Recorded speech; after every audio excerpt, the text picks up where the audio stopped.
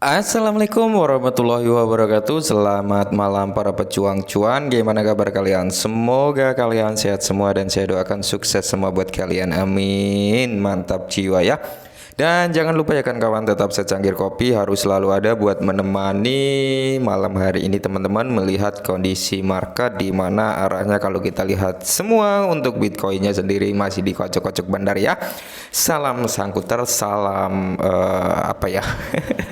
Yang penting jangan stroke ya, gitu aja teman-teman, oke?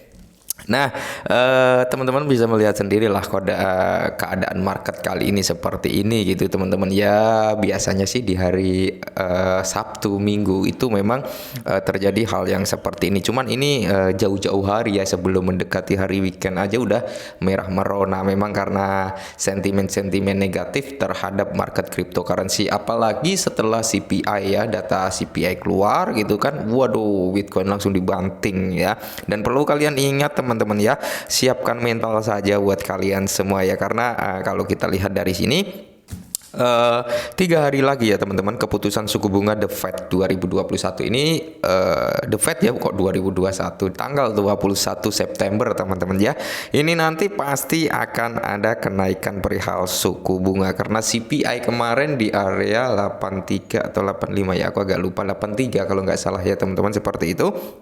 Nah, di sini teman-teman ya kita perlu antisipasi juga sampai tanggal 21 nanti ya, dari hasil pengumuman The Fed nanti akan seperti apa. Apakah dia akan menaikkan sekitar 50 BPS atau menaikkan 75 atau bahkan sampai 1% gitu. Karena memang di sini terjadilah kepanikan warga Amerika Serikat perihal nanti kenaikan suku bunga seperti apa ya, dihantui dengan resesi gimana gitu ya. Dolar saat ini naiknya cukup lumayan gitu ya kan, hampir 15.000 loh untuk dolar kali ini teman-teman. Maka dari itu ya market down ya, karena market cryptocurrency ini kalau saya amati dia kan berbanding terbalik dengan dolar gitu teman-teman ya.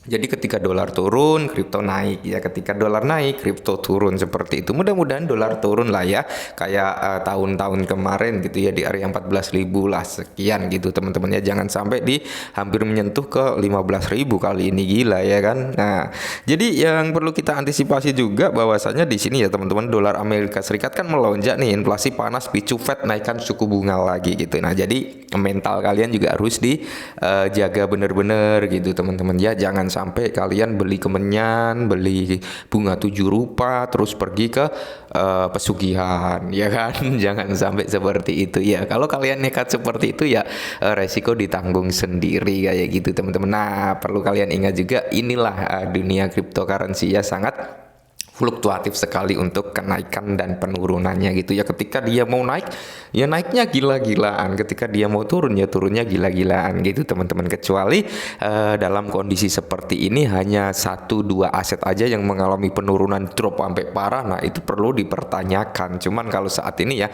kalau kalian lihat overall dari semua aset cryptocurrency mengalami minus yang cukup dalam teman-teman ya, minus yang cukup dalam. Bitcoin dari harga 69.000 sampai turun di area 19.000 sekian kan saat ini tadi.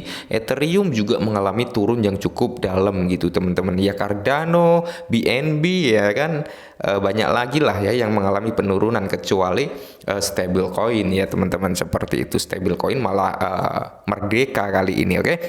Nah, di sini New York ya, dolar Amerika Serikat terhadap sekarang mata uang utama lainnya pada akhir perdagangan Selasa Rabu ya, telah laporan inflasi yang lebih panas dari perkiraan untuk Agustus mendorong ekspektasi bahwa The Fed atau Federal Reserve akan menaikkan suku bunga secara agresif teman-teman. Nah, tujuannya apa sih naikin suku bunga gitu ya? Tujuannya untuk menekan inflasi sebenarnya teman-teman ya. Cuman mau gimana lagi, mau dinaikin. Kemarin pertama kenaikan daripada suku bunga yaitu 0,25 kalau nggak salah ya. Habis itu ke 75 ya kan, 2 kali ini 75 basis point teman-teman, sudah terjadi 2 kali. Nah, Banyak juga yang bertanya, Bang, di bulan Agustus kemarin kan data inflasi di bulan Juli, CPI ya, maksudnya data CPI di bulan Juli kan keluar, tapi kok market malah bagus gitu ya kan. Nah, data CPI kemarin di bulan Agustus teman-teman ya emang keluar, cuman kan nggak ada kenaikan suku bunga ya, jadi santai-santai aja gitu ya.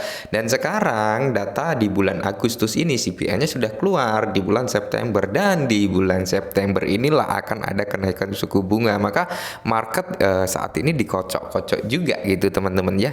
Jadi persiapkan mental kalian gitu teman-teman ya. Lihat kondisinya nanti seperti apa. Setelah The Fed ini naikin suku bunga, akankah dia dibanting lagi ke bawah atau dia akan bertahan gitu teman-teman ya. Jadi lihat juga nanti kenaikannya, karena sesuai informasi yang beredar waktu dulu sebelum CPI keluar ya kan, The Fed ini akan naikin suku bunga kisaran 50 sampai 75 basis point gitu ya kan. Nah, setelah CPI keluar, banyak persepsi timbul, wah ini The Fed ini akan naikin sampai 1 basis point gitu, atau 100% gitu teman-teman, 100% ya, 100 basis point maksudnya ya, dan itu kalau dijadikan persentase adalah 1% teman-teman. Nah, jadi itulah yang membuat gejolak-gejolak yang di luaran sana sangat amazing sekali kayak gitu teman-teman ya. Jadi cara terbaik untuk mengatasi hal seperti ini ya, jangan pernah memaksakan kalian untuk apa ya, berangan-angan yang agak rincu gitu maksudnya. Jadi memang kalau orang yang mempunyai uang, yang berduit, masa-masa seperti ini adalah masa-masa di mana dia melakukan belanja aset gitu teman-teman, karena harganya memang benar-benar drop, benar-benar turun. Tapi untuk orang-orang yang golongan menengah ke bawah gitu ya kan, dengan perekonomian yang cukup pas-pasan ya, dia itu mengharapkan market ini bullish gitu ya, untuk memperbaiki perekonomian keluarga kan, seperti itu harapannya ya. Saya pun berharap seperti itu, market bullish untuk memperbaiki perekonomian keluarga dengan mendapatkan cuan dari aset-aset yang kita beli. Nah, cuman untuk saat ini ya, selama kalian belum ngejual aset kalian, masih ada kemungkinan kalian akan cuan gitu teman-teman, paham kan sampai sini? Jadi ketika market crash seperti ini ya nggak usah panik gitu teman-teman. Saran dari saya nggak usah panik, nggak usah cut loss gitu, kecuali kalian ingin cut loss tapi kalian punya presentasi ini akan turun lagi, dan cut loss tersebut mau dibuat serok lagi di bawah gitu, itu ya nggak masalah. Cuman kalau kalian emang sudah pusing, uang segera digunakan, akan segera digunakan dalam waktu dekat, ya silakan di cut loss gitu teman-teman ya, karena uangnya memang uang akan segera digunakan. Maka dari itu sering kali saya ingatkan terhadap teman-teman semua ya, khususnya untuk para pemain micin gitu ya kan, ketika suatu aset kalian itu naik ATH gitu ya, kalian amankan modal, itu yang paling sangat saya sering anjurkan teman-teman. Kenapa? Karena suatu aset yang tergolong masih micin, ketika dia nyentuh ATH pasti banyak yang take profit, dan ujung-ujungnya apa? Turun gitu ya kan. Nah, untuk mengantisipasi hal tersebut, maka dari itu saya sering kali mengingatkan, amankan modal kalian dulu gitu ya, amankan modal, biarkan sisanya yang bekerja buat kalian. Nggak usah mikir nanti kalau ini dapatnya dikit, nanti kalau ini dapatnya dikit, nggak usah mikir seperti itu teman-teman. Yang penting kalian cuan gitu aja, oke?